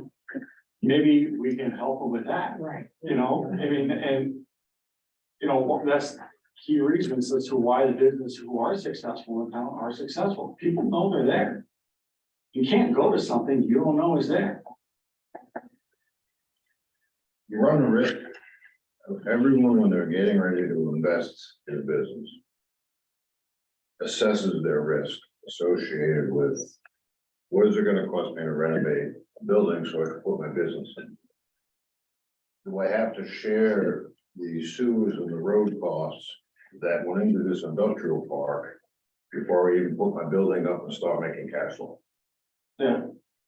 When I opened up in Chicago, there was industrial property that was SDZ zone. The only thing I had facing Chicago was I had to use this law firm owned by the mayor's family to get a tenant. That was part of it.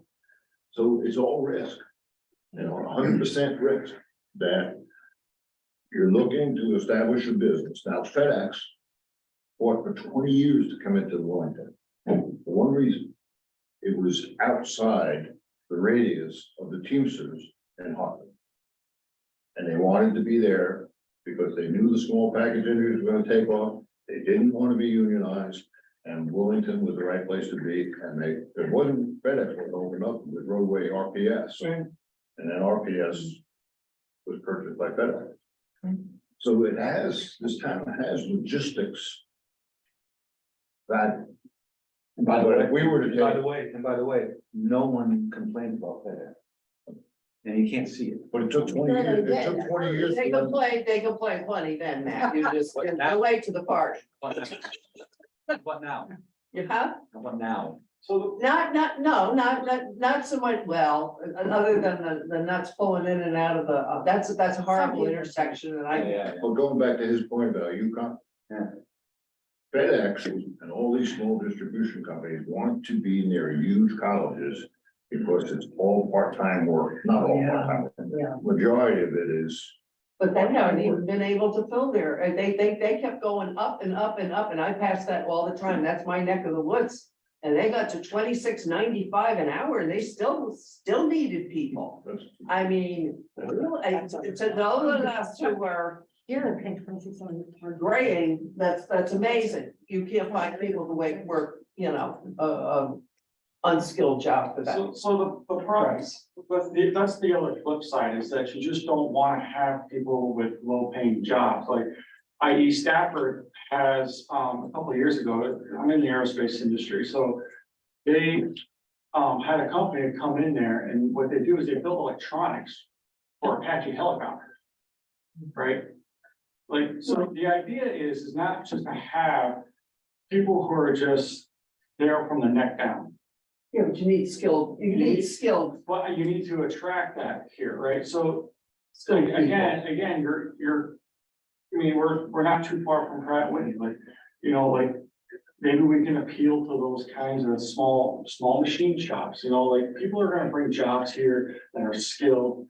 People who are gonna genuinely invest in our town, because generally speaking, and this isn't my opinion, is that people who are here for part-time, just stacking boxes, generally don't care about their surrounding community. People who have a business here, who are skilled and want to be part of a community. And I think, like, and I feel like also too, like, we're kind of like on that demarcation line. From Hartford to Killington, right? We're kind of like that quasi, we're close enough to be close to something, but we're not quite far enough away. We're not like Putnam, we're in the middle of the wood.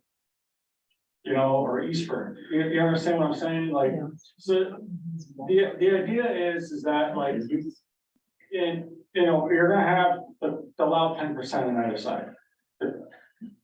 Again, going back to Ellington, I think they do a great job of balancing the need of their citizens and keeping their town identity at the same time, because they're attracting a variety of people with skill, and then people want to live there and invest in their community because of that. Ellington has a lot of very pricey housing. Right. Yeah. They have a lot of very expensive apartment housing, Just look at the past 5 years. a lot of professionals who would be living there. And so they can support a supermarket, and they can support a lot of those. I gotta cut it short. Are you okay? I'm fine. Okay, good. Yep. Anybody online want to make present to speak comments? We sort of let it go here. Apologize. Can you,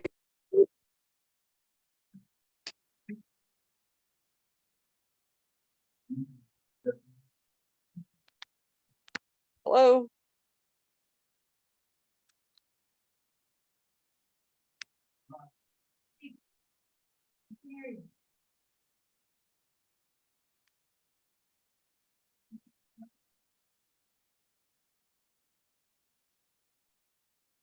Matt, we can't hear you guys. I think whoever that Linda, it looked like Linda. I could hear her, but I can't hear you guys right now.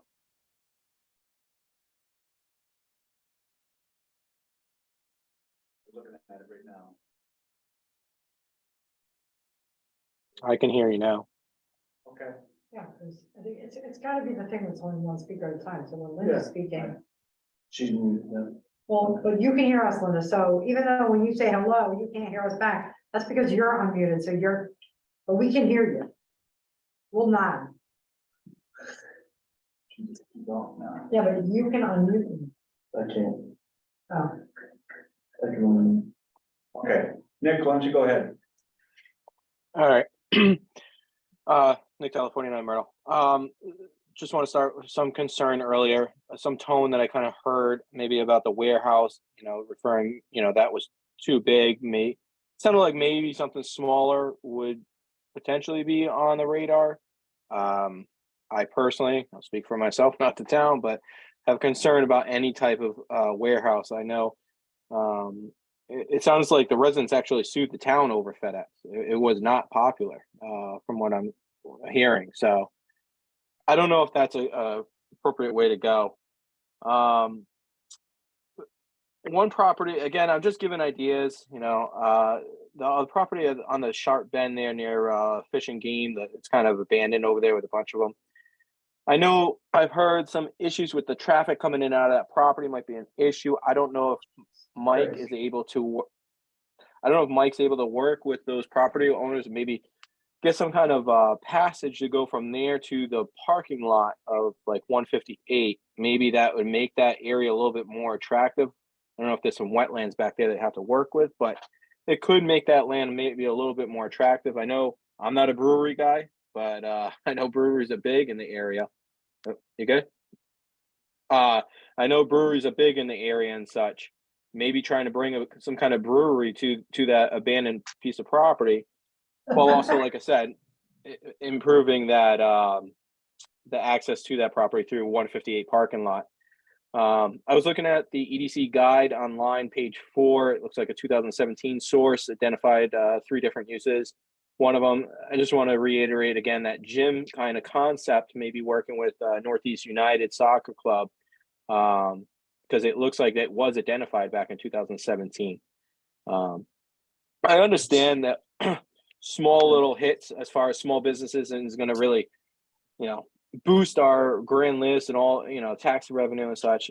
I just want to caution that we also don't want to go for the home run where it's just going to change the identity of the town too. And that's all I have. Thanks. Thank you. That's that 2 quick things, quick.